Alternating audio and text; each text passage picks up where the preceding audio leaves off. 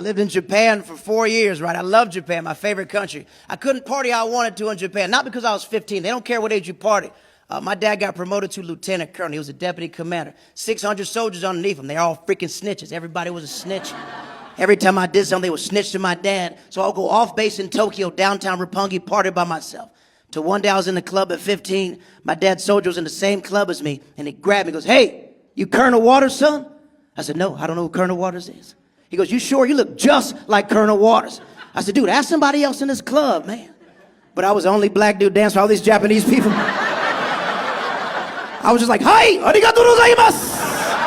Shoromate kudasai." I'm not black, I'm Japanese, dog. Back up off me.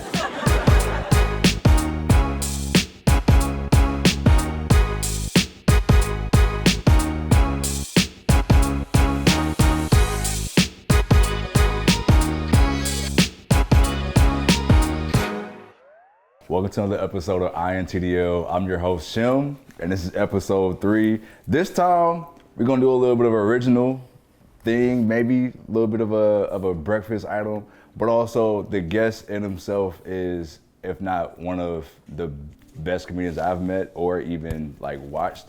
Ironically, I went to a concert and it was actually a dual like set and concert. I'm not really sure how that happened, but like when we first went, I was like, oh, like, he gotta be funny. Like, there's no way like the opening for a concert would be this, and I've never been to something like that, but like he was amazing, stage commanding, tour dominating, world traveler, the Turbo Man himself.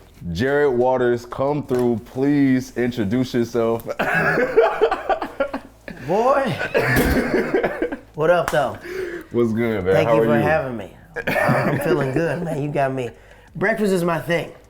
Midwest, Southern people, you know. After we finished, back in the day, used to party, Waffle House, IHOP. See, the so Midwest. breakfast is my thing. I love breakfast. When you told me breakfast, I was like, okay, soul food and breakfast, I've done enough. But I was like, we haven't done breakfast yet. So I was like, you know what, we can do a traditional thing. It's an omelet. I want to do a French omelet. It's a certain way.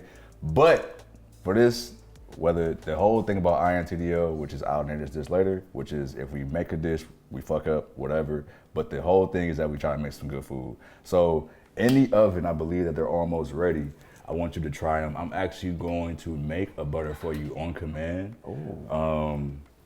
So I made some cheddar biscuits. This was my first time ever making like biscuits from scratch. I did them last weekend, which was the first batch terrible. Second batch was okay. The third batch, which we're about to try now, should be way better than what I had. So we have. And I'm a biscuit dude. So we have, and these are very, very hot, so I'm gonna just come over here. So we have the cheddar biscuits. This is a little bit burnt, but it's okay. So what I'm gonna do is that I am going to come over here to your left, turn this on. So one, everybody's been a Red Lobster, I feel like, I will hope. Everybody loves cheddar biscuits, that's what I want to like feel like they could be or come from. And so what I'm gonna do is just nicely dice the garlic. So you see, I believe that this eye is on, so it should be fine. So we're gonna start it off by you having the first biscuit on INTDL, which is one. Crazy even say that, because I'm not a baker at all. People know that. I am not that type I'm of honored. You to make biscuits. That makes me like I'm back at home, man. No. I'm more of a Bojangles biscuits type of person. It's my favorite type of biscuit. But only place you can get breakfast 24 hours. Really? Biscuits. Biscuits. Is it like, we talking like churches? Not 24 hours, but like when it's open, you can always get breakfast. You can always get biscuits. You know, other people stop biscuits at 11 a.m., but Bojangles, you can get biscuits anytime throughout the day. Really? I didn't know about that. Yeah, those are the biscuits. So what I have is that we're gonna turn this up just a little bit. I have green onion, but can you pass me the basil and the black pepper for me? Oh, it's already labeled. Hey, look, sometimes you gotta double check. It's all right. It's all right. I'm cooking with my lady. Pass me that. Just label it so I can see what it is. So you know what it is. So we're gonna just do a little bit of basil and black pepper for the garlic butter. And this is, I'm just gonna turn this up to the max. So If you want to try one now, go ahead. I don't recommend these two. They're kind of like messed up. But these two are perfect. We can go from there. If you want to try one, go ahead. It's hot. See if it's on. Okay. There we go. Paper top. You won't. I'm gonna eat it, but it's too hot. I'm not making sure.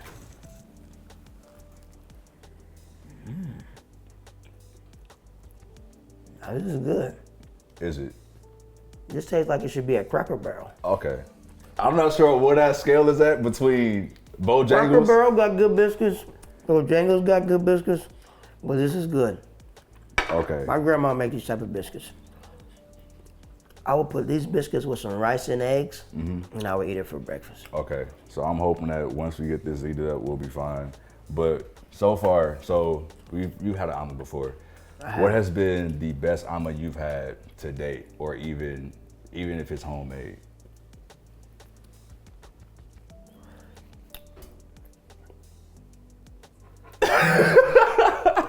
The best omelet is usually when you're hungry. That's the best omelet. When you're hungry enough, the best one. But cheese, bacon, I don't know where the frick I was. Best omelet I ever had. I think my brother made it for me because we're about to get spanking, so he made me an omelet before we came home at like 6 o'clock in the morning, and I was like, man, my mom just, you make your mom so mad she don't say nothing. Mm-hmm. We all been She there. just looked at me, and she was going to work when I was coming home, and I was like, man, she about to beat us. And my brother made us omelets like I was our last meal, and that was the best omelet I ever had before she spanked me. Okay, so here I have the butter. Let me know if this is gonna amplify it. Oh, I almost ate the whole thing. Let me slow down. No, it's all good. I don't want the garlic flavor to get to you. Hold on. Now this garlic about to open my sinuses up. You know it's allergy season, and you gotta keep that Benadryl and or what is it? I can breathe better now.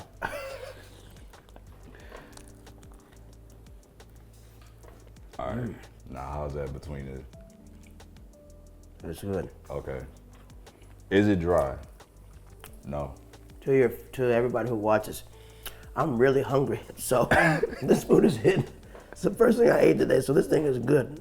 Not saying because I'm hungry, but it's really good. The biscuit's good and the butter too. Okay. So how old were y'all when you got the ass whooping omelet? We gonna call it that. I think I was maybe 14. I think my last beat was at 15. 15. You know, Southern people, they beat you till at least you're grown. Did you beat? I think my brother. I think it was me and my. I think I was something. Maybe I was 12 or something like that. But I stayed out late. We're living in Japan, and in Japan, the train stops at 1 a.m. and it resumes at 5 a.m. So we're out partying. We went somewhere, and we're supposed to be back at 1 a.m. And I missed the train. I came back at 5 a.m. And I remember just trying to explain to my mom, and she's like, "Where have you been?" These are like, we had cell phones, but it really wasn't like that. But I remember she was so mad that day. I bet. Hold on. How was it living in Japan in the teenage years? Best time of my life, man. Because you get appreciation of just like your culture, because there's so much fans of just black people. So they would talk to us, music-wise, they wanted to know how we felt about music. And they were like in this retro era where just like when we were done wearing FUBU, they were wearing FUBU. I was like, where'd y'all get this FUBU clothes from? They had fresh new FUBU, all that other stuff. But like being like a military brat, all my friends were spread around the world, but this is like the first time we moved to a place where everybody was military brats. So everybody was going through the same thing. So when my dad was gone for a year, I had other families help us out because their parents were gone for a year. So it was like the first time that I felt like I didn't have to explain who I was because everybody was just like me. What part of Japan did y'all live at? We lived in Tokyo. Okay. No, that's perfect. I feel, well, obviously it's perfect, but like now you in like the most metro city possibly in the world. One of between like New York, Paris, London, Tokyo.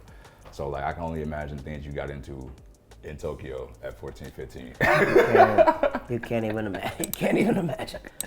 Okay. And just seeing all other people do it. I remember that.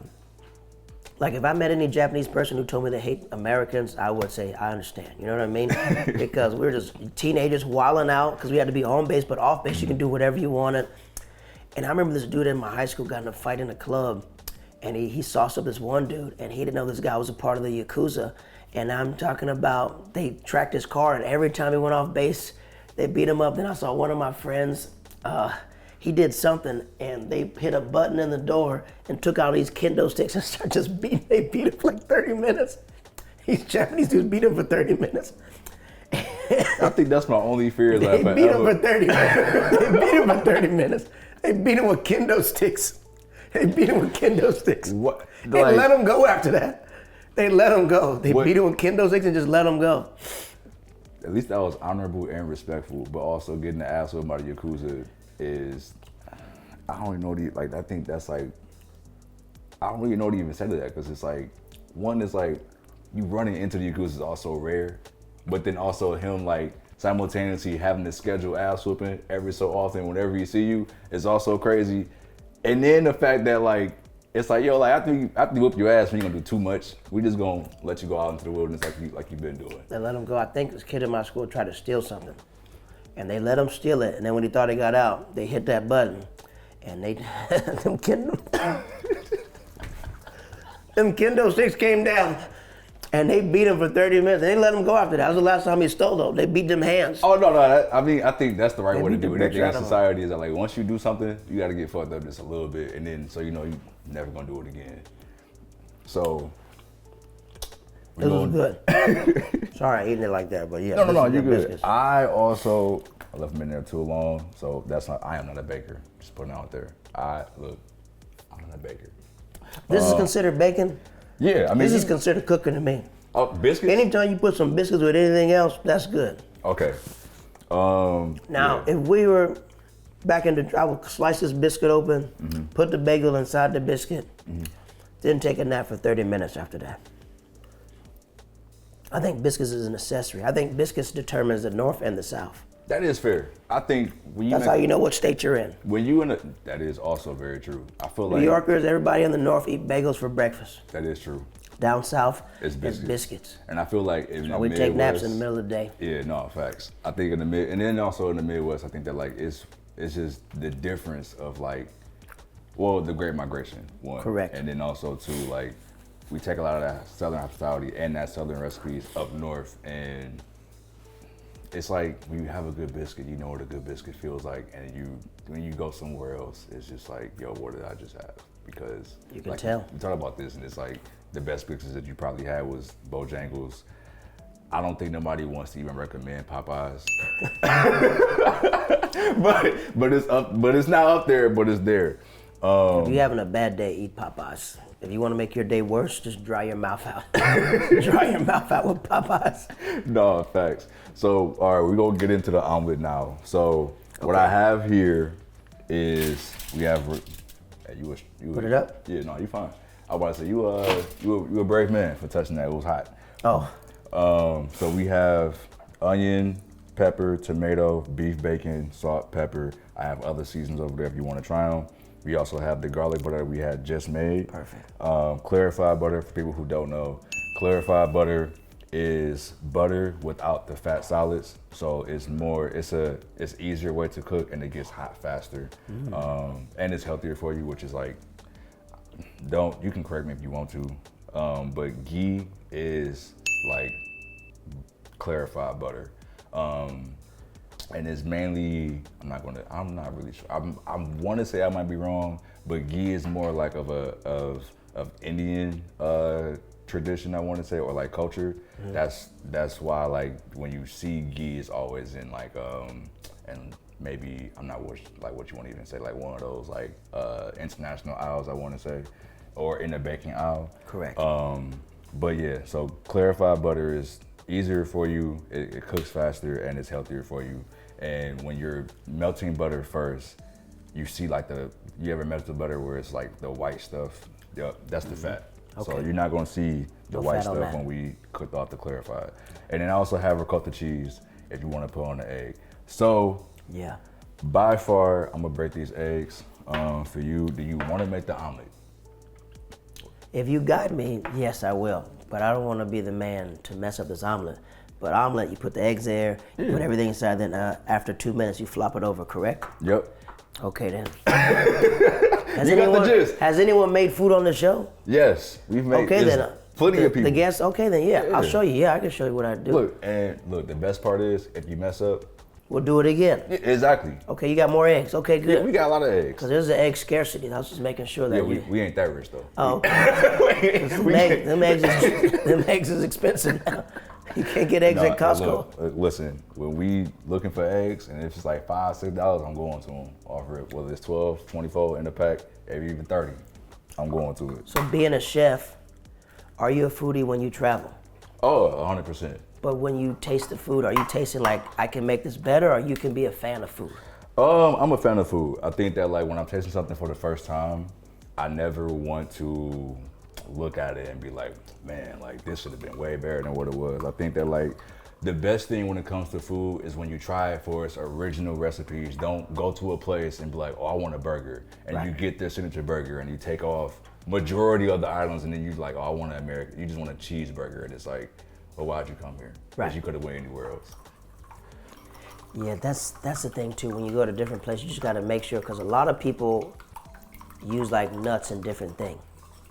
So I had like a chicken sauce when me and my lady were in Peru, and they put peanuts inside there. Oh yeah, you were cooked and you were allergic. So like Threw up all over the side of Machu Picchu. Did you have a so like is your allergen bad to where like you gotta have an EpiPen? Or? I got EpiPens in my bag right now. Got a stack of Benadryl in my bag right now. And it's just like, people love fish, people love seafood. So sometimes you don't even know they might have peanut oil. So it's just like, yes, that's what God cursed me with, you know. That's what he blessed me with like that. I can tell you this, the only thing you're missing for real is maybe curry from like the nuts. and Chicken everything. curry? Well, yeah. I've had curry rice before. Yeah, well that's fine. There's Yeah. nuts inside of it? Sometimes. Like they'll have what is it? Like peanut oil and stuff like that sometimes. Like if you have a really like a authentic curry, they'll have peanut curry. And that's a different one too. But mainly they're always having coconut. So Okay. So you should be fine. You should be good. All right. So I have some gloves in here. Let's do We're it. gonna get you right.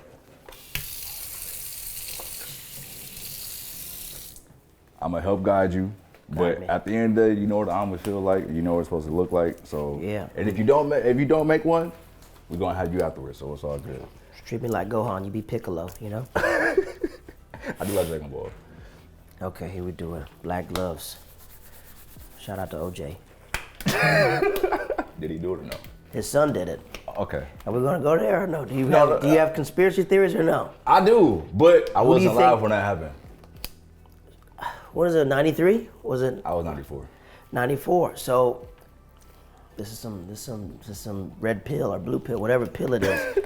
But I read this thing about his son, his black kids. He had mixed kids too, but the pure black kids. The oldest son has got arrested 6 times for like domestic violence, pulling out knives. Used to work in the military, and all these football players now are like Jerome Bettis. They can't walk. They can't do Yeah. anything else. And OJ played when they didn't have pads. They was going straight head to head. Right. So he was an old man. So do I think he killed 2 people at one time?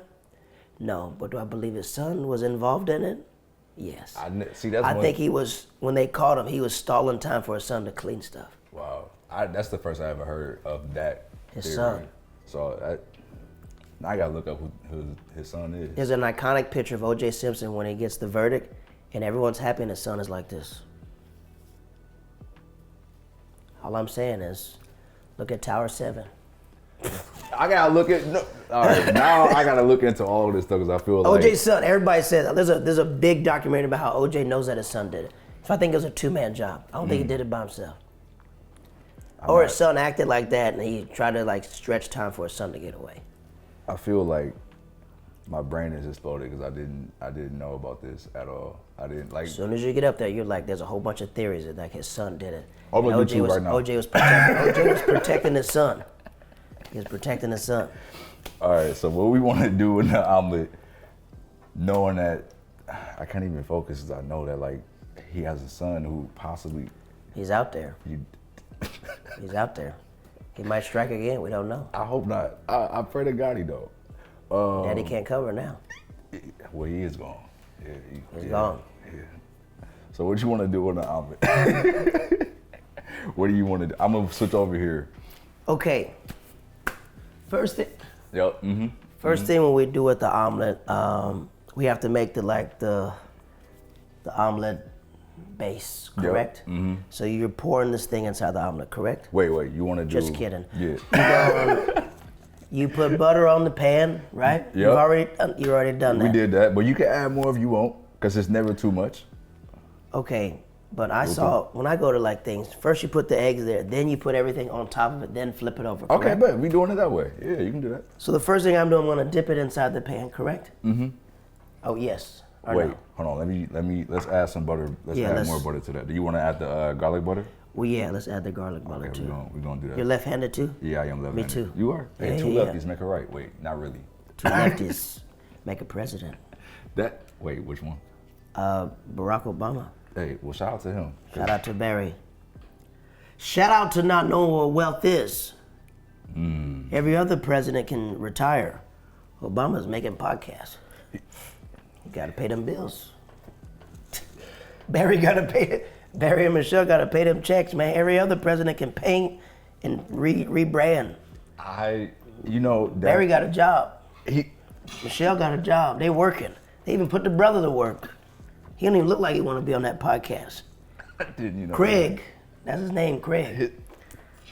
I didn't. You were listening. They got a good podcast. I didn't know it was. Actually, I seen a clip of the podcast. I didn't see it all the way, but I didn't. These are the only sitting presidents that have full-time jobs. You're right. Actually, Our former president that got a job, that got to work. When I think about Barack it, Obama got a W-2 he signed. Or he got that 1099 form he be putting in. He's still working. The thing is, George Bush can reinvent himself. Now he paints, he's all quiet. The Obamas, they just working. They got to work. They got to pay that credit card bill off. You think they still got to pay off the Air Force One? Air Force, yeah. They got to pay off Secret Service, everything. You don't tell them what they really paid off, Yeah. Deep theories. Yeah, we gonna get into that later on. We can get into that later on too. So what I'm doing now, camera 3, I'm just making sure this butter's all crispy and stuff like that. My cousin was background in Roots. You ever seen that movie Roots? Yeah, I seen it. Yeah, he was background. He was slave number 4. That's okay. Yeah. He never was made he- it to slave number 3. Didn't have the drive. Didn't have it in him. So, because there was a 3, there was never. So who was 2? He's just a background slave, Imagine that. That was his acting resume. Slave number 2. Is it on there? No character. No name. So He had the master's name. So even when Jones County Plantation. He was Jones County Plantation. slave number 2, 3, and 4, maybe, but not really. No, really, yeah. Look at that, sizzling. That means it's ready for the eggs, right? Yep, you can do that. We there now. All right, ready? Go ahead, knock us out. See, you know what you're doing. Hope my lady's watching this. Hey, she might be impressed. Wait, do you cook at home? All the time. If she's sick, I'll cook. But I hate how long the food takes so long to make. But if I'm hungry, I'll cook. Okay. Okay, we let it sit, right? I mean, We're gonna let it bubble. Yeah. Then you put the stuff inside, then flip it over. Correct? You can do that. Perfect. So what do you like? I like any of them. Cilantro? That's green onion. Okay, but just kidding. But this is dill. This is green onion. What do you want to put in there? Let's do bacon. Okay, we got beef bacon. Beef bacon, okay. No pigs, okay, cool. Are you a pork enthusiast? If you're not, I'm not. But It's up to you. You know what who eat. I eat everything off the hog except the head. They get a head to the dogs. But yeah, I remember my cousins and them having hogs. This is before Pete and stuff. I remember they used to just hunt hogs. I remember that, like as a kid, seeing my cousins like get out there and just hunt pigs and then fry it up, put it on that little pan, and so we have them big hog fries. I feel like if I was, like I told my girlfriend, I was like, if we ever go to like a place like in Asia or maybe Hawaii who was like really big into pork, I wouldn't mind it. I just don't eat pork because they eat everything, but I'm not against it when I have to go to like a place that is predominantly pork eating. So I never thought about that, but you're right. When we were there was a lot of pork in China the whole time too as well. Everything was pork based. Everything was pork as well. Cuba as well. Everything was pork. How was Cuba? Cuba was good. Then like sometimes in Cuba they'd be like, it'll be 3 o'clock in the afternoon. They go, no more pork. I was like, why? They go, the pigs are gone. So they hunted them live? Well, I mean, they ration all the food. So like at a certain amount of time in the day, they'd be like, we have no more pork for the rest of the day. Come back tomorrow. That's unfortunate. But yeah, China, a lot of pork. Me and my lady just got back from China. We just did 16 days out there. Beijing, Shenzhen, Hong Kong, and Shanghai. And to be black in China, boy, just walking up like rubbing my arms, touching my head. And this guy walked up to me and goes, are you famous? I told him, yeah. I told him I was famous. And then he took out his phone to Google who I was. He goes, what's your name?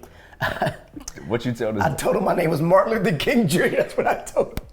That's what's I was like, this is my wife, Coretta. We had a dream about this place. And he was looking at MLK, looking at me. I was like, that's who I am. He just went bald overnight. Yeah, that's what it did, yeah. So yeah, that was really good. We had a really fun out there.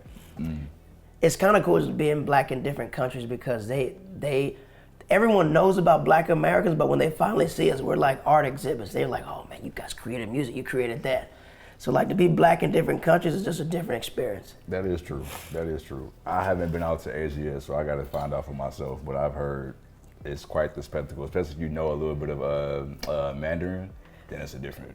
I told my lady, I was like, you want to really F this place up? I put in some gold grills. Like, oh, it's walking up. Oh, he's looking at my go-to. I was smiling at everybody. We had a time. Oh, excuse me. We had a time of our lives out there. But that's what traveling's all about, though. Onions. This is green onions, right? Those is white. Okay, these are Caucasian onions. Great. Onions. What else we want? What else you want? Pico de gallo. Okay. Yep. Yep. We there. Pico de gallo. And salt. Salt Bay. Okay. Yep. See, you there. You looking good though. Thank you so much. You looking good. Black peppers, yes. Yep. Shout out to black peppers. Support black businesses always. Hey, always. We in East Harlem. Do they own this pepper? We don't know. We don't. No, we probably wouldn't. And lard, not lard. I mean, you want some ricotta? Yeah, let's put that ricotta trees in there. I said lard. Ricotta trees. Let's put that in there. That's enough, right? Yeah, I mean, that's up to you. You want to spread it in there? Put some more in there. Go ahead. Just in case we got some vegan lovers. Okay. So this is the part where I have problems with. Okay. The flipping. Okay. Sometimes it is. Is it ready to flip or not? Yeah, so this is how you know it's ready to flip. When you still have some uncooked egg here, but it's still flippable because all this is cooked. When you see that the outside looks done, that's you know it's ready to flip because the inside is more than likely still soft. So you're good to go. So, yeah. See, wow. See. Okay. You almost had it. Hold on now. Come on, God, help me. See, that's where I struggle with. There it is. But you good. Look, hey, and you got a good cup. Jared, if you would have told me. Let the church say amen. Let the church say amen. God that is a good damn omelet. I'm not gonna lie to you. Let the church. Look at that. Looks gold. And then you see the ricotta coming out. It's busting out the seams. Yeah. You have a really good. Busting out the seams. Yeah. Do y'all see this? Hold on. Do y'all see this? Shout out to Sammy Sosa. Yo. So. Woo. You ready? Thank you. I'm ready. So what's next? All right. So we're gonna go ahead and plate this joint. Okay. So how do you use it? You just flip it out or you just So slide it out? Yeah, just go ahead and take that handle. Come on over the top. Yep. So you slide it out? Yep, slide it out. You know, but you guys are chefs, so y'all probably make it look presentable. But you made it look So what? But I'm presentable. saying, what would you do as a chef? Would you just like dress it up with something or what? I mean, Dress it with a biscuit? you want to put a biscuit on there with the I mean, that'd look presentable. Yeah, the biscuit Okay. would make it look. I'm not gonna touch it because I just got raw hands. But let's go with this one. Now that looks like some bed and breakfast right there. Hotel 6 could never do nothing like this. And then we're gonna get you up for it. Try this out. And tradition on the show is you naming the dish. Okay. So you let us know, one, how this is your omelet because you made it from start to finish, and then secondly, you tell us what you want to name it. All right. Let me eat it first so I can name it. Let me see what this is. Okay.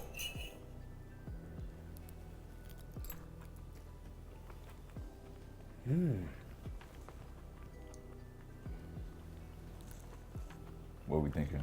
If I keep eating this, I know I'm gonna go to sleep. I'm gonna call this the Dr. Huxtable. I'm just kidding. I'm just kidding.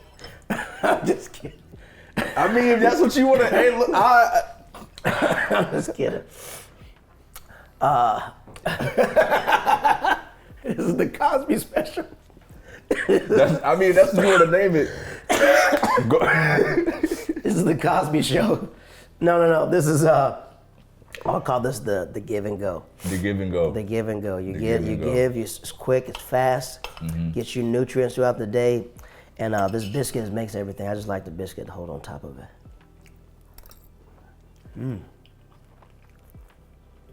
Yeah.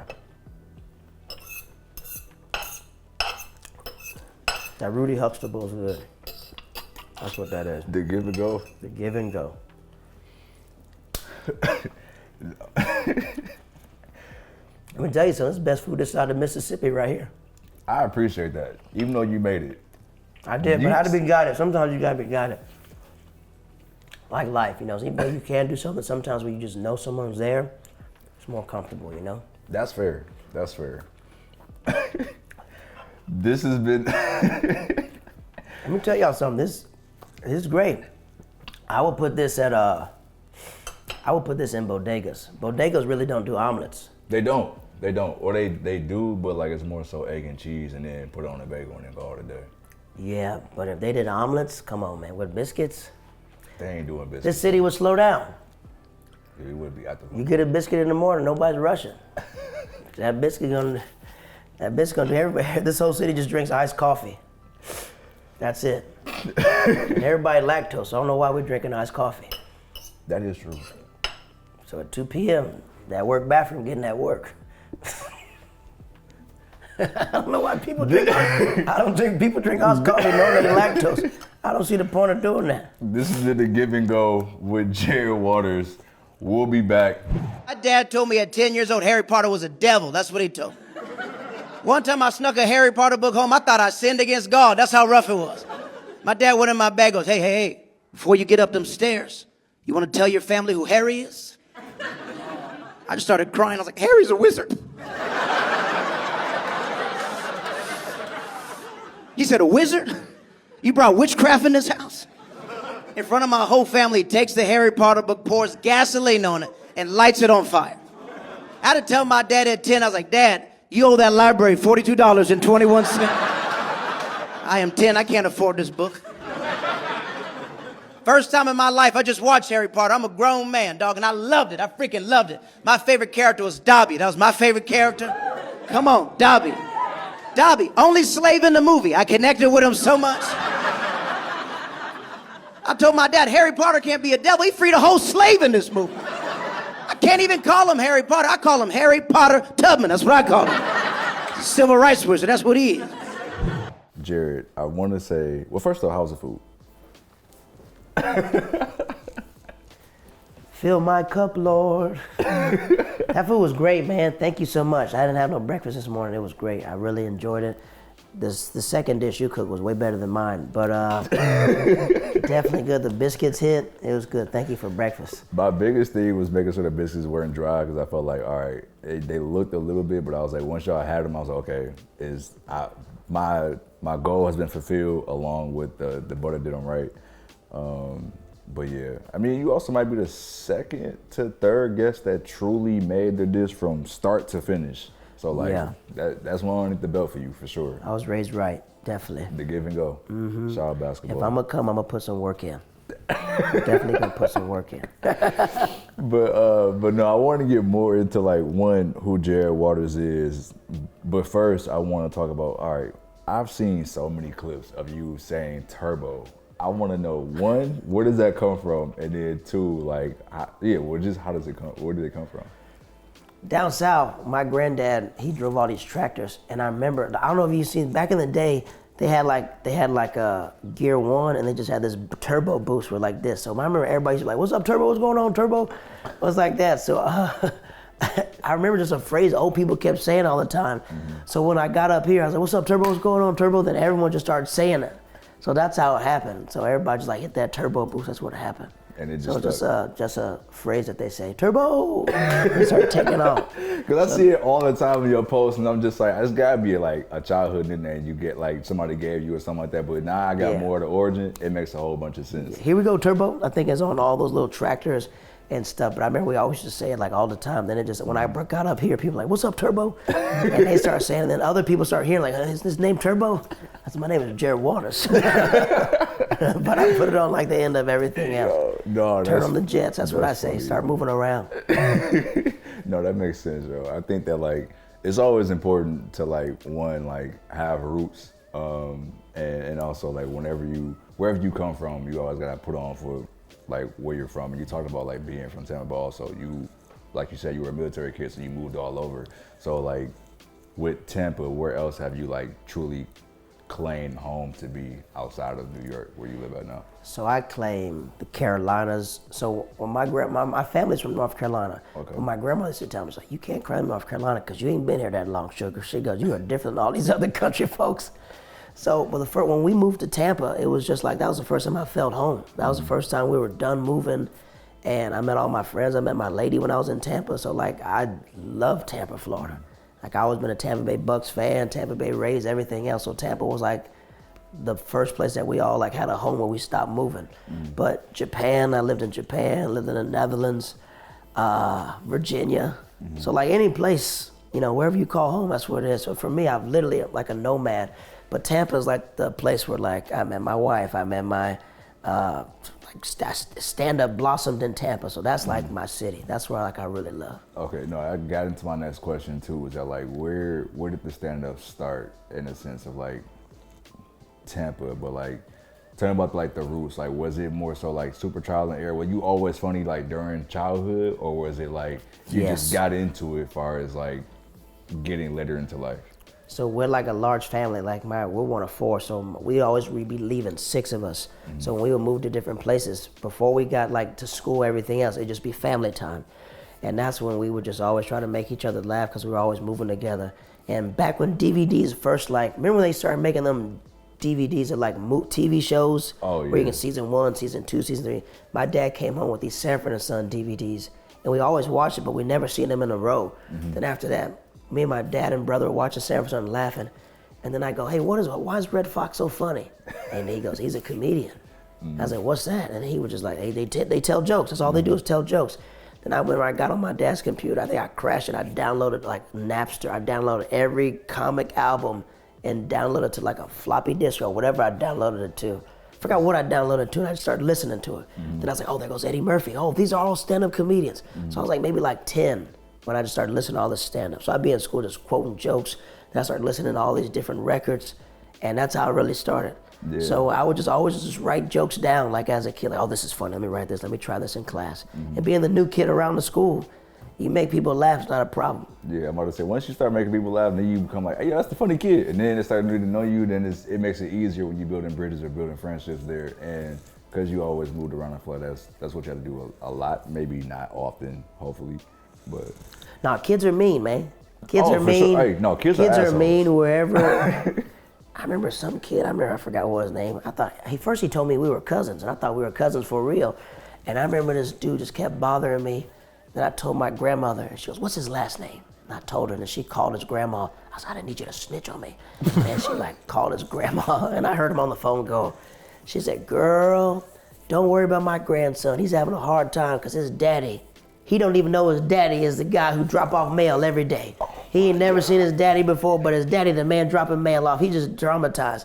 I heard that on the phone, and my grandmother told me to go the next day to fight him. So I was prepared to fight him, but before I fought him, I was just like, man, you just mad because your dad don't love you. He drop off mail every day, and he didn't even speak to you. Then he attacked me, we started tussling. Then my grandma picked me up. She goes, I didn't say that, that's just me. My grandma beat me, and I was like, you told me to fight him. I didn't say that, you're a mean person. I didn't say hurt the boy's spirit. Yo. And then she was mad that her and her friends, I done told you that in private, your grandson done spoiled it, but I remember he was so mad at me. I said, yeah, that's your dad right there. Look at him dropping off mail. He don't even speak to you.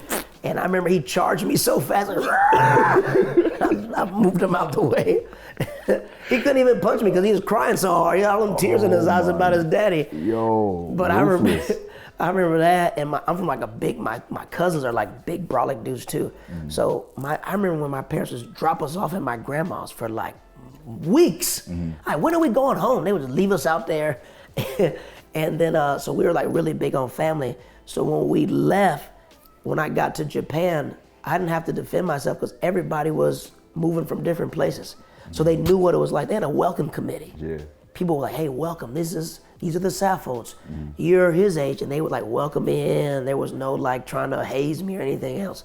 So when I finally got overseas, I was like, oh, these are all people just like me and my family. So it wasn't that much of an adjustment. So when you made the adjustment of like moving to different countries, what was the best country that you lived in? I want to say like through teenage years, right? I think every country had different things, right? Japan was good because it taught me and my family that like I saw like my parents grow up as people, you know, because now they had like their own friends and stuff, and my brothers, we had our own friends. The Netherlands though, partying wise, I enjoyed that place a lot. That place was lit. That place was wild. We had a smoking section in our high school. That's how wild it was. It was like it was like that? It was like that. It was an international school. It wasn't a regular Dodge school. It was like international. Everybody was like Germans, Dutch, everybody else. I have heard that before too. Like some colleges or schools, or I think they call it like, what is it, secondary or like primary or something like that. I don't know what they call it up there, but like I ain't gonna lie, it was a hard school because I remember I was like, hey man, where's the multiple choice at on this test? They're like, you gotta write everything? Come on, man, where's the multiple choice at? Look, an essay is not for me all the time. I'm not gonna lie to you. I hate that, man. I freaking hate that. Hand me the scantron immediately and I'll get you done. I need C or B. That's what I need. But it made me realize when I got to like the Netherlands, I met people who saw Americans differently. Like in Japan, you know, and that the dynamic is like Americans protecting them. But in Europe, they're more freer. They like, I remember like when the Iraq War was, and I'd like talk to some Iraqis who were at my school, and they made me see a different perspective of it, or to be black in different countries. Like this old Dutch guy walked up to me and he goes, when we saw black people, we knew we were free. I was like, why do you keep saying that? He told me like on the front lines, they pushed all the black soldiers so they could get killed first. So when all these Europeans met these black dudes, you know, they saw these big giant Afro pics in Africa. They weren't used to white girls being nice, so they started having babies with them and had all these war babies and stuff. So it made me realize like, oh, this is what we are around the world, you know? So it made me like see my own skin and feel like different compared to like being in America. So like I feel like I'm always open to listen to someone's dialogue about like culture, seeing my culture affect different countries. Yeah, and I feel like that kind of plays a part into like how you've traveled the world as well. And how many countries have you visited since then? I've been to like, I think 30, 40, my lady's been to 35. I think I've been to like 40, but we repeat countries because the ones that she haven't been to, I gotta go again. But it's okay, you know. When you go with somebody, it's like going to Disney World, someone who never done it before. Like, oh, look at these rides, I've never seen it before. So it was that, but everywhere I go, I just learned something different. So when we went to Brazil, because I just make friends. My lady's an introvert, I'm an extrovert, so I'll talk to anybody. And this dude asked me, I was asking, what's it like being in Brazil? He told me that 4.5 million slaves went to Brazil, 4 million went to the Caribbean. He goes, only like 200,000 went to America. And I was like, that makes so much sense because we never had like Caribbean people. I keep trying to tell my lady because she's from Belize, and I was like, you don't know what it's like assimilating and using a different voice because they y'all all look alike. Yeah. I said in America it's like small number of black people. So when you go to school or college, it's like 2 black kids in one class or anything else. So you just gotta. It makes me realize why black people are so proud because there's not a lot of people that look like us in America. You know, it's a small number of people. Yeah. We've never been like a country where it's like there's that a lot of black people. Yeah, unless you go from cities. I'm from Detroit, so like it's almost like a culture shock when I go. I lived in Austin for like a year and a half, and it was a culture shock for me because I always had to look around. It might be the same way in New York as well, but like being in Detroit, I was always told like, make sure you know where you're going, you know where you shouldn't go, you know where you can go, like your doors. You should not have your awareness or surroundings known before you step into a place or go anywhere. And then going to Austin, hey, anybody goes in and out of a door without no problems. People, a random person going to an apartment, they're like, oh, like, are you want to go in? All right, cool. I remember when I was talking to my friend, he was like, I had to drop something off on him. And he was like, oh yeah, like I'm not home, but you can just go right in and drop it off. I'm like, yo, apartment door is not locked. He's like, no, why would it be locked? I'm like, what do you mean why would it be locked? Like, I know you live in an apartment building that's like maybe like 30 floors, but like you don't leave it locked. He's like, nobody's about to go in there, so who cares? And I was just like, people just live different lives when like, that's when I realized that it's definitely different when you go to certain areas where it feels like, I call them bubble cities. Facts. Where like nothing truly happens. It may be like a couple deaths here and there, or maybe maybe some hidden runs or car theft, but like nobody truly knows what crime looks like or is until like you go to 20 years ago in Detroit, or like maybe 30 years ago in New York, or any predominantly not low income area, but just like places where you know that like our parents grew up in around crime, they want to be around that. So, or just redlining, you know, putting people in different locations, or how a lot of our history is underwater. You know, a lot of cities have been flooded, a lot of like black prosperous, like Central Park, black thriving area. Now it's a park now. Even Black Bottom. So it's just so many different things. So it's just like, it made me realize how proud I was to be a black person when you get appreciated by the other people in the world.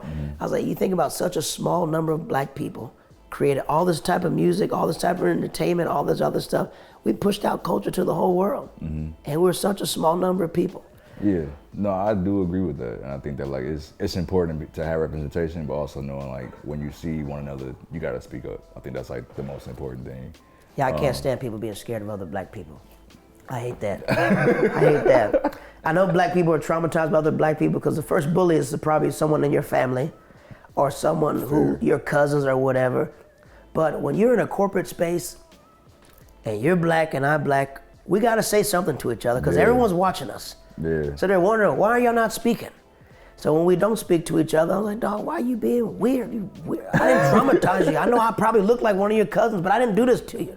Shake my hand so we can move around in a circle. Or I also think that some people just feel like it's like the Uncle Tom, like maybe like you don't know who this person is, so like before you even get to know them, you are already judging them or assumption. So it's never easy, but like again, like we're both black, so why are we not talking? I'm blessed to know what it's like to be a new kid all the time, so I'm always welcoming. Regardless wherever I am, I'll ask, do y'all know each other? This is who, this is so and so. Because I know what it's like being awkward when you don't know anybody and no one's introducing you, just standing there.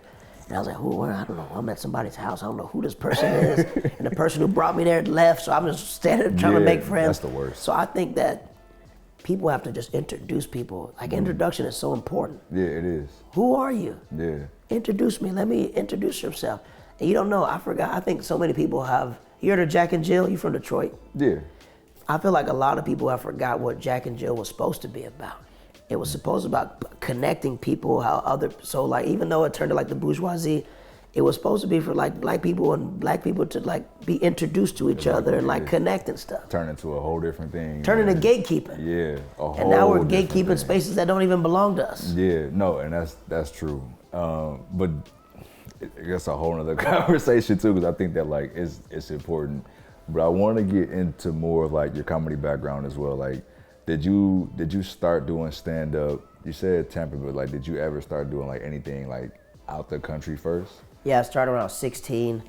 What happened was inside the Netherlands, there's a place, Amsterdam, people party, get their freak on. But I was out there just visiting.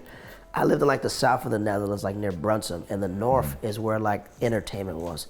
I met this comedian named Tom Rhodes. He's like a traveling comic now. His wife was Dutch, and I told him, I was like, yo, I'm a stand-up comedian. He goes, yeah, well, where do you perform? I was like, I've never done it before, but I want to be a stand-up comedian. He goes, you got to get up. I was like, okay. So I didn't know where to get up in the Netherlands because they didn't have any stand-up things. So I applied for all these scholarships before I left the college, and I won all these scholarships. And I would just do my stand-up routine as I did like that. So I would just write jokes for everything else. And then when I got to North Carolina, Greenville, North Carolina, I did like my first open mic when I was like 17. Wow. So I did it there, and then I started hosting like step shows. I started hosting like all these other shows, and all these comedians. Some of them are comedians now, but they started a thing called Seriously Clowning, and we would just put on comedy shows on campus. But like when I was meeting comedians very young, and like I met Bruce when I was like a really young comic, and then they kept telling me, you gotta get up every night, kid. You gotta get up every night. So then the guy who was next door to me, his name is Steve, he's from Brooklyn. He goes, Jerry, you a comedian? He goes, we gotta go to Brooklyn. I said, let's go to Brooklyn. And I go, how we get there? He goes, I'm from Brooklyn. He goes, you wanna come for Thanksgiving? So we go for Thanksgiving, and I don't know how he got me on the show. I think his sister was sleeping with one of the producers or something.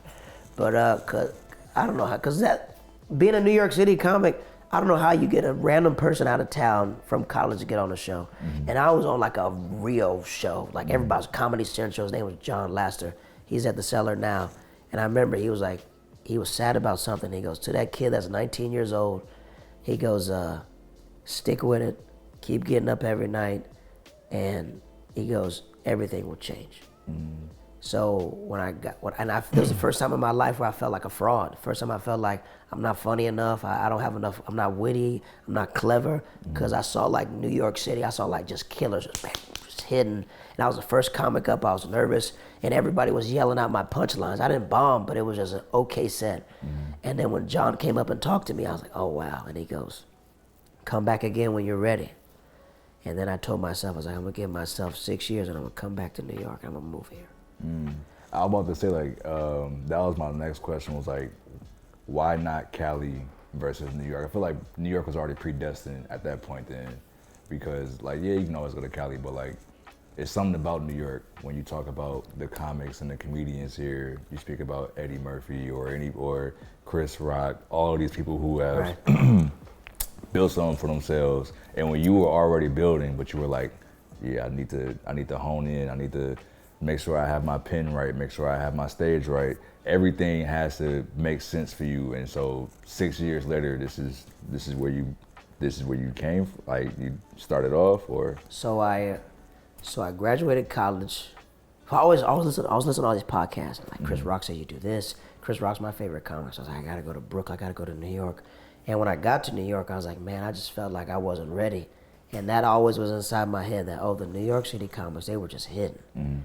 So then, we go back to Tampa. We're in Tampa. When I finished college, go back home to Tampa, work. And I started doing stand-up out there. And Tampa had comedy clubs. Like in North Carolina, it was nothing but college. So they had no clubs. So I went to this comedy club, and we did an open mic. And he goes, hey, kid, you're funny. Come here and start working. So I started working there, like putting up tables, everything else. And then he would let me open up for like bigger comedians. So that's when I learned like what comedy was. I think as you get older, you start understanding as well. So I started like watching more stand-up, started performing every night. So Tampa was like my training ground. And what age were you when you went back for Tampa? Like 20. Okay. That was maybe 19. But I was in college, like when we finished college after the break, I would go back to Tampa. Okay. Go back to Tampa. But when I moved officially back to Tampa, I was like 21. Okay. 21, turned 22, and I stayed there till I was like 27. And then I was just like every single night. I would get up, I moved back into my mother's house, and I would work at the church. I was teaching kindergarten at the time, so I'd teach kindergarten, do stand-up, and then on Sundays I would set up the church, do the mics, everything else. And that was like my reward for staying in my parents' house. They said they didn't want, but they loved me there. My mother loved me at the house. She'd be all coming into my room like, "You about to go do some comedy tonight?" I said, "Yeah." "You gonna make it to church?" So I'd always make it to church. But like when I moved back to Tampa, that's when I understood like the hard work. I would watch, and Tampa's the type of city where comedians were either on the rise or falling down. So I seen a lot of comics who were not happy falling down. I seen comics rising up, and they would give me all this advice because they didn't care who I was. And I would drive the comedians around. That was my job. So when you're the host, you pick them up from the airport, and you're in my car, you better say something. You're not gonna be quiet to me the whole time. Yeah.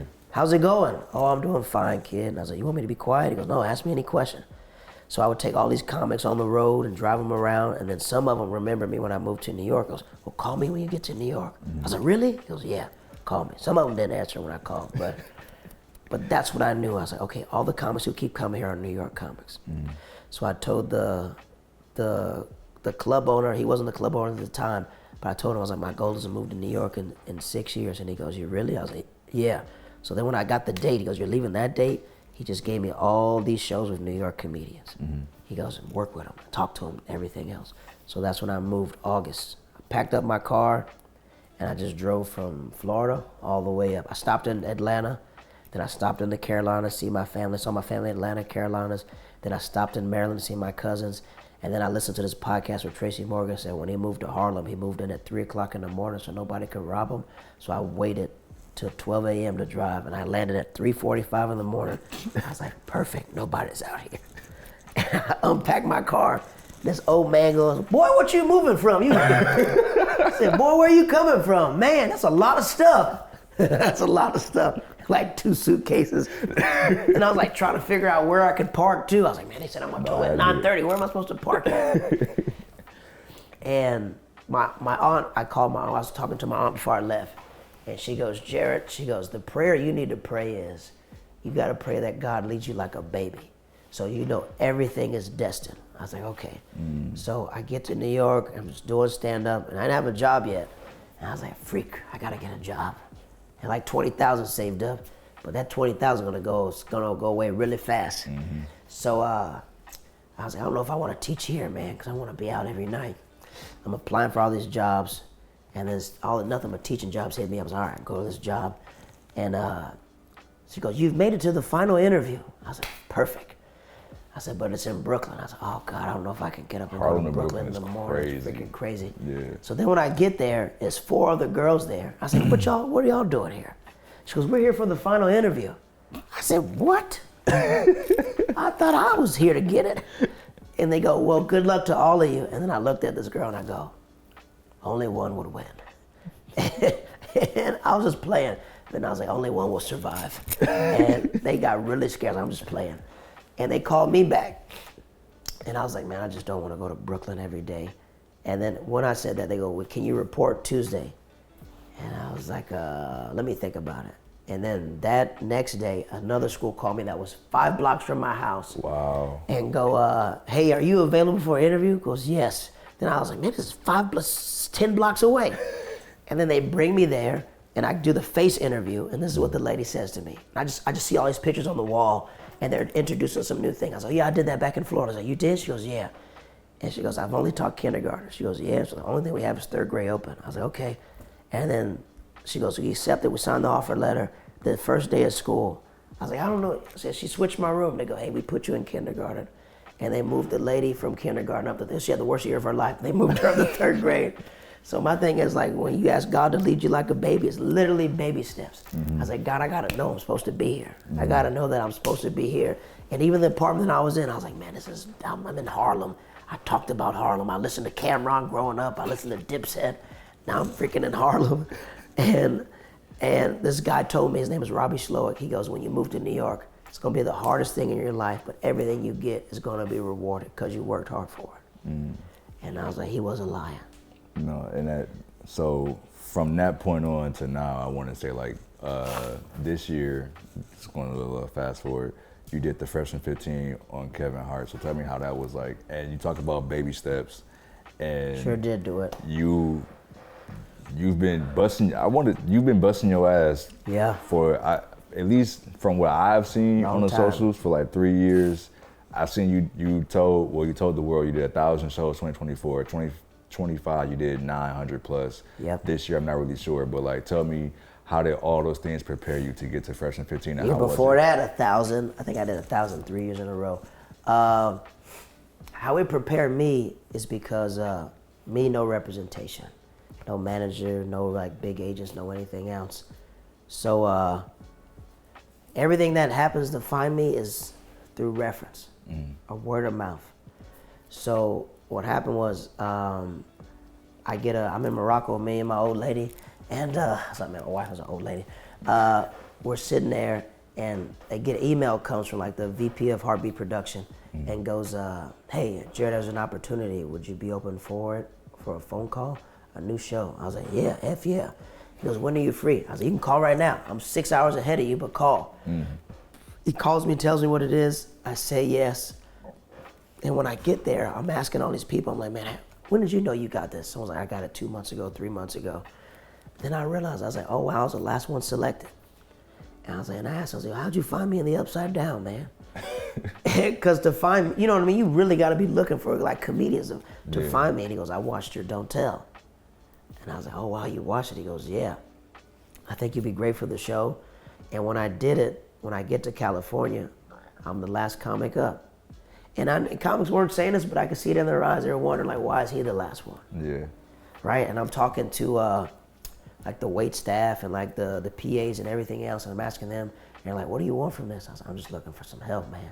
Representation, something, if you know somebody." So all the makeup ladies like, there goes some, she's an agent, she's an agent, she's an agent. Like, "Jared, you just gotta talk to him." I was like, "Well, let me wait till my set is over so you can see what it is." And then she goes, "Why?" And then I was like, "You believe in God?" She goes, "Yeah." And I opened up her hand like this. I said, "You believe in the disciples?" She goes, "Yeah." I said, "You know what Thomas said?" I said, "Thomas said, show me the holes in your hand that I know that you're God." Meaning that sometimes people gotta believe it and they gotta see it first to know that maybe this is true. So I get up there and it was a killer set. And then after that, then people start talking to me.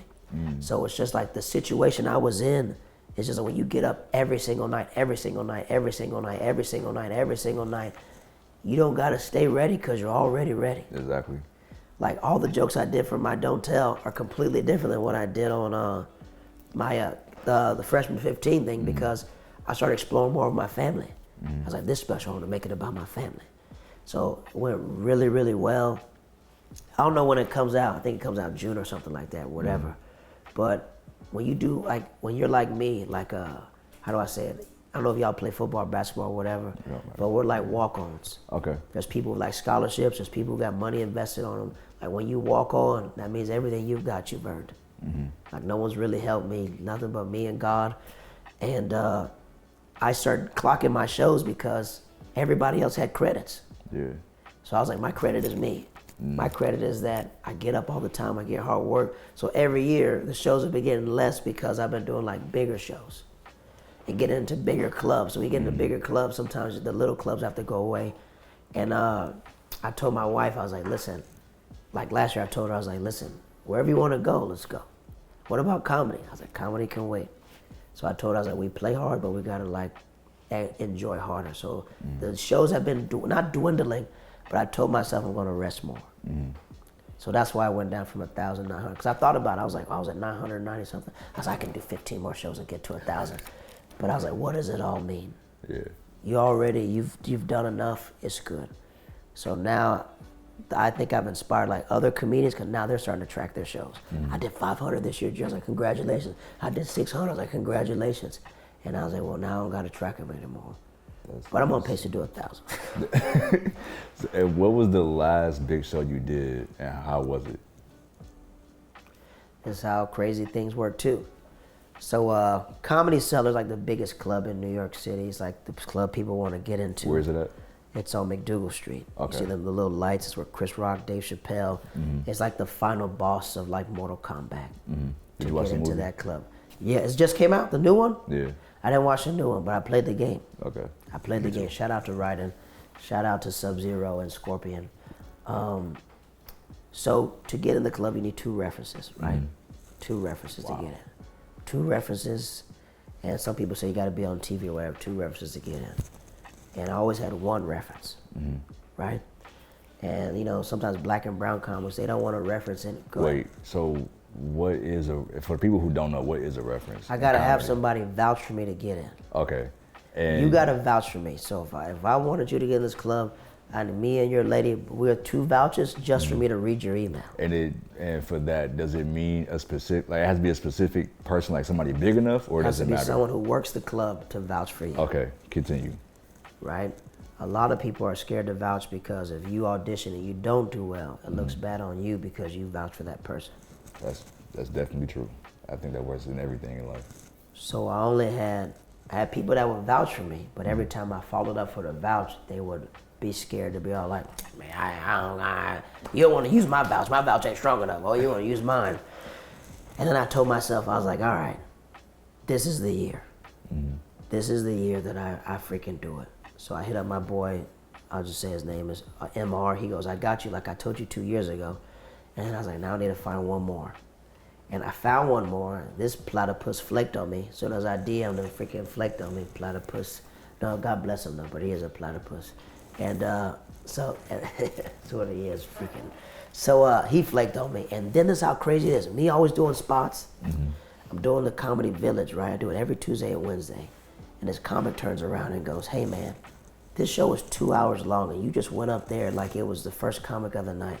I said, thank you. And he pulls me and goes, do you want to get in the Comedy Cellar?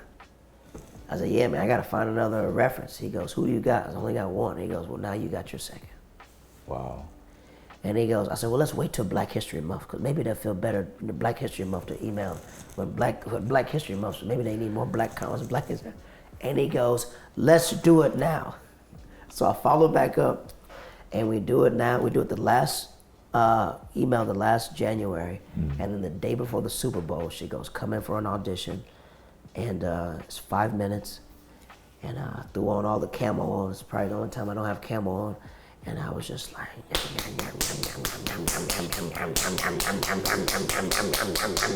making Dragon Ball Z, Super Saiyan 4. Going crazy. And then I remember afterwards, she sits you down and she's like, you know, let's start working like that. So that was like, but even though I did do it, you know what I mean? It was just like showing me that, and I think this is I think for everybody needs to realize, you know, just because you accomplish somebody else's goal doesn't mean you should be contented. You know, a lot of comics want to get into this club and that's their goal, but for me, I was like, it's to go beyond that, you know? So I'm grateful for what I have, but I'm just never contented. You know, so that was like the biggest show where I was like, man, because at freshman 15, I was like, I just knew I was gonna do well. I saw, you know, I'm observing everything else, but like, this is a challenging thing because everyone in this club has way more credits than me. This guy's from Netflix. This guy has been doing comedy 40 years. This guy wrote for Arsenio, for Eddie, everything else. So now it's just like learning that you got to validate yourself. You know, you can't put your validation in a club or in a person or anything else. So that was like the first time where it made me, where it's just challenging because it's newer. And everybody's cold. There's not gonna be no nights where you're the strongest comic for the first time ever. It's just like, freaking, I don't know if you ever met a woman named Yamanika Sanders, but it's freaking killer. And you gotta follow her at night. You gotta follow Godfrey, you know what I mean? All these comics work the club. So this is probably like challenging, but this is like the most important thing I've done right now is just getting into the dance, but making sure you stay in the dance. That's what's happening right now. Okay. I'm gonna ask one more and we can get up out of here, but like, you speak about comedy. I feel like for you, did you feel like you chose comedy or did comedy choose you? That's a good question. You wrote that? I just thought of it. So. Yeah, I like that. I think it's a little bit of both. I did think it chose me. You know, when I look back at old videos of myself and my family, I was always making my family laugh. But I chose to keep it going. You know, I think comedy does choose different people, but if you don't work hard at it, what's it, faith without works is dead. So it's just like I worked hard to stay at it, because it's easy to quit. Yeah. It's easy to realize that, man, every time it's just like every time you get something, there's like another form of doing that. And it's now with like the internet and everything else, with like online, you're watching people rise above you, you're watching people get more followers. Then there are people like, yo, what's your log line? Who are you? Who is this? So it's so easy to not choose comedy, but now I'm choosing it. It chose me, now I chose it. I chose it to last with me. So yeah, I do love it. I love everything about it. I love how hard it is. I love seeing my friends successful. I love seeing people rise from the depths. Everything about it. Even when I'm not doing stand-up, I'm watching it. Even when I'm not watching, if I'm not on the show, I'll go support a show. Do it. But when I'm on vacation, I don't watch none of it. Yeah. But I'm always writing up here though. But yeah, it's like loving an abusive girlfriend. That's what it's like. Like when she hits you, it's not that bad because you know she loves you. You know what I mean? She only beating you because she cares for you. It's like being with Joe Jackson. You're beating me because I know you want us to get out of Gary. That's what it's like. It's like loving Joe Jackson, right? And because Joe Jackson wasn't like that to Michael's white kids and Blanket. There's a video of Prince saying that I never met the Joe they grew up with because he was different. He was an old man, so he was sweet and he was grandpa to them. So that's what it's like. I feel like that's comedy beat me in the beginning, stern. I cut it, then at the end it's gonna be Grandpa Joe to me. I'll remember the beatings you did to me, but at the same time I know you meant well. Rest in peace, Joe Jackson, always. Thank you, Jared, for coming on the show. Thank you, lovely home. Thank y'all for having me. And make sure y'all get this book. I just got it. Blackberry Molasses. Coming to you in a theater soon. Thank you so much. Thank y'all. Shout out to Joe Jackson, boy. Oh my God.